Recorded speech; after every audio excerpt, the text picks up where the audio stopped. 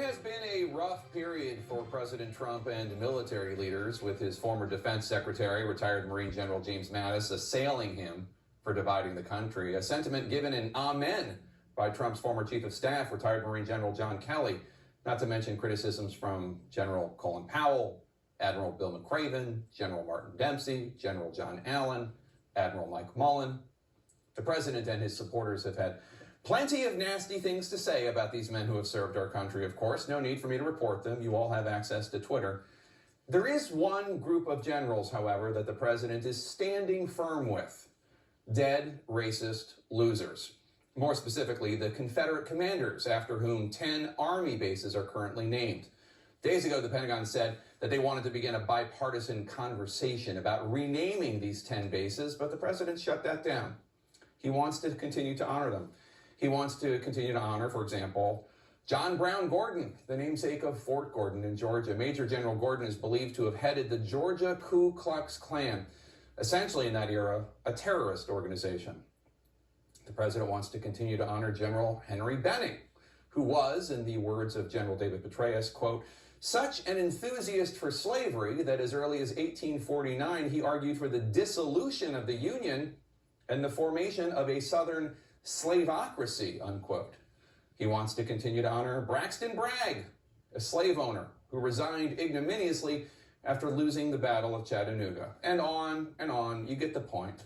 Men who declared war upon the United States to fight for their right to own and rape and kill black Americans.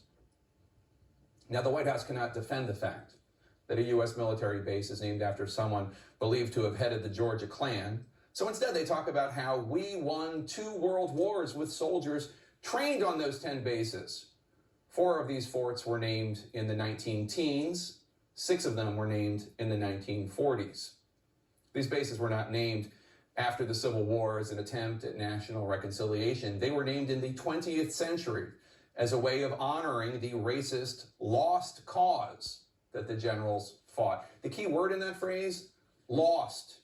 They lost, and rightfully so. Their cause was immoral.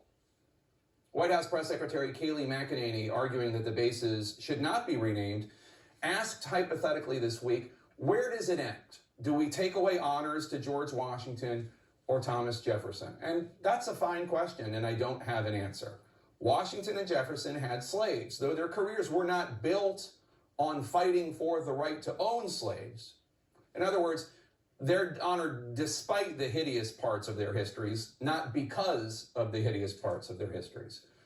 But before we talk about where this all ends, it does not take much moral clarity to understand that a good place to start would be for the United States to stop honoring traitors and terrorists. Finally, before we go today marks 5 years since we launched State of the Union. I want to thank all of my team for all their hard work. Thanks for spending your Sunday mornings with us.